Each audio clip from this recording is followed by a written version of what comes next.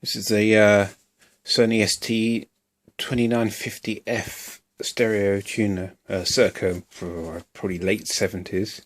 Another eBay find. Quite a big tuner actually, pretty tall. It must be 12, 13 centimeters high. It would be big for an amplifier actually. So yeah, it's quite a bulky sort of bit of equipment. Very cheap, bought it very cheaply on eBay.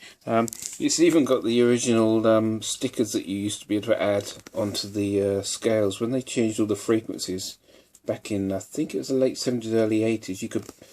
BBC was supplied with these stickers that you could mark on your dial your local frequency. So there's radio 1, 2 and 3 marked up here.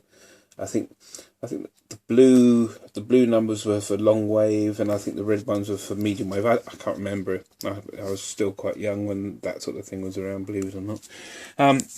So yeah, I don't know if this tuner works. I just plugged it into the amplifier, and I haven't powered it up yet, so I'm going to power it up now. I'm not going to have a look inside. There's no reason to think that any of the caps need replacing or anything. So, but it's quite nice. It's got a high blend feature, which is you don't see that very often now. I mean, I know a lot of the NAD tuners use it. Not entirely sure how it works, but it does something to it reduces the stereo separation and reduces the background hiss on weak signals. I think it injects a frequency into the IF. I'm not too sure. It's got FM stereo. But the nice feature about this is it has actually got a shortwave band as well, which is very unusual for a hi-fi tuner. So that should be quite interesting to see if it will actually pick up anything. At the moment, I'm only using a long wire aerial on the FM front end. I haven't connected up an FM aerial yet because I haven't got some flying leads to go to my my coax lead, my 75 ohm. I've got a 75 ohm feed, but I haven't got a 300 unbalanced feed, so I need to sort out something with that. Yeah, medium wave, long wave, and it's got the option for a built-in antenna on long wave and medium wave, so I think it uses a ferrite rod or an external wire, but we shall see how that performs. On the back, like all the early tuners, it has a directional ferrite rod aerial, which is really nice, which you don't get anymore. You usually just get a looped wire at the back. Audio output leads, they're the aerial leads for long wave and medium wave, and there's the shortwave aerial plug there.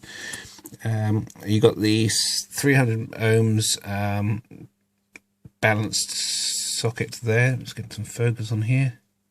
And you've got an earth stud at the bottom, which, so if you take from the earth to one of these, you get the 75 ohms unbalanced, which is what most things use, to be honest with you. So anyway, yeah, we'll power it up. A bit of trouble with focus tonight for some reason. Okay, we'll power it up and see what happens.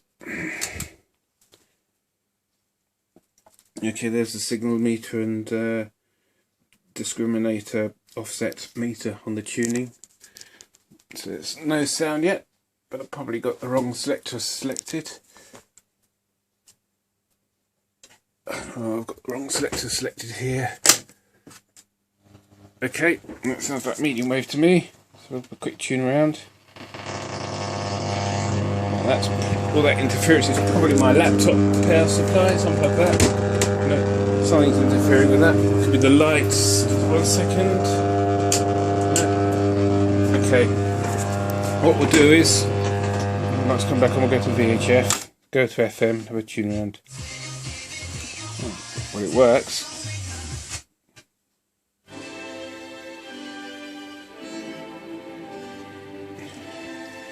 It certainly sounds to work alright.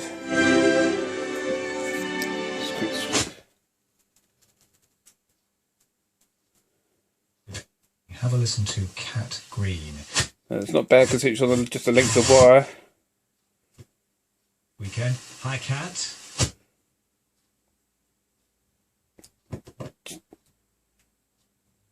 Trying to just check for.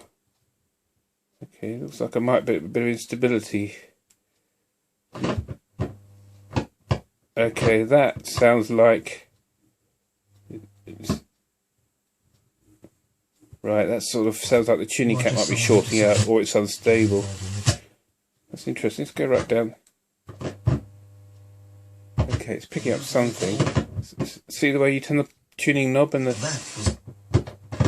like something shorting out the oscillator coil. So we'll have to have a look inside there. But it's certainly working on the higher frequencies. It does look like the discriminator's slightly off.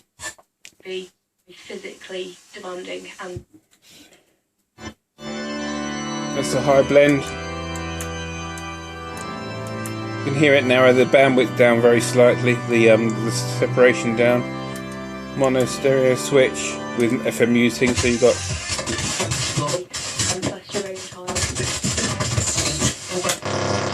long waves, very noisy. I don't know what that is making all that noise. Oh, hold on. No, just unplug my...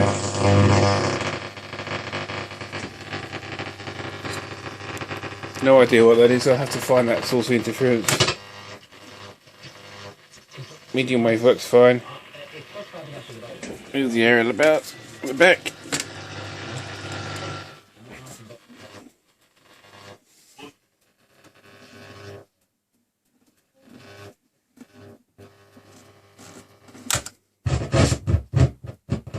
Certainly seems that sounds like a dodgy tuning capacitor there. Let's inject 10.7 megahertz IF and see if that pulls the tuning dial central, which it should in theory.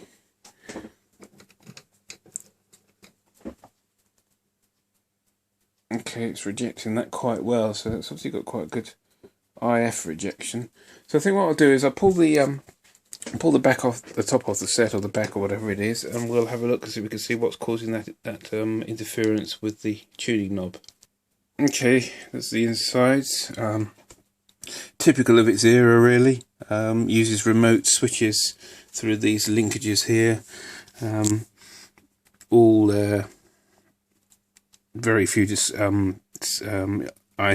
This is probably not sure, it's probably the stereo decoder down the bottom here, this Hitachi chip here. Line of fuses. There's the power supply, the basic linear front-end power supply. Let's have a look at this tuning. There's the tuning capacitors there.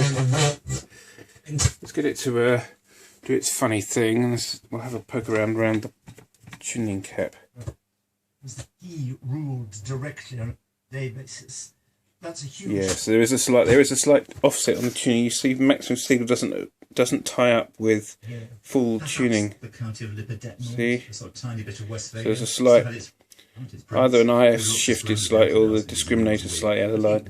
Not too worried about that at the moment. Let's see if we can see what this jumping around is. See, there's no signal being transmitted at the moment, but so we'll poke around the tuning cap. Just poking around the fins to see if we can get any. Okay, that's me touching the padder capacitor, which is probably just resulting in it shifting the oscillator slightly. It doesn't look like the... See, the VHF tuning is the larger gangs that we've just zoomed in here, and they look fairly clear. I could understand if it was the medium wave ones, because they are very close together. But those gangs look okay to me. You can see, unless there's a bit of dirt in there that's just shorting it out. Let's run it back. You can see there. Looks pretty clear there. I think we'll give it a blast with the dust air blower to see if that fixes the problem. So we'll go back to it, short it out. Well, this is what I think it is. It could be an unstable oscillator or something. See, let's do the blow off of the...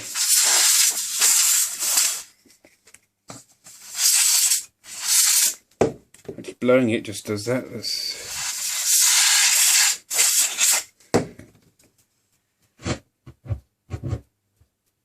So there's something very strange going on there. I'm not entirely sure what's going on there.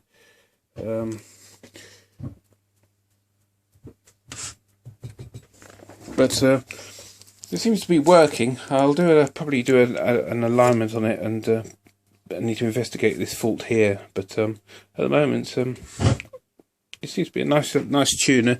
Be interested to see when I get it going, what the sound's like. You know, if it sounds decent enough. But yeah, thanks for watching, and I'll do an update later on.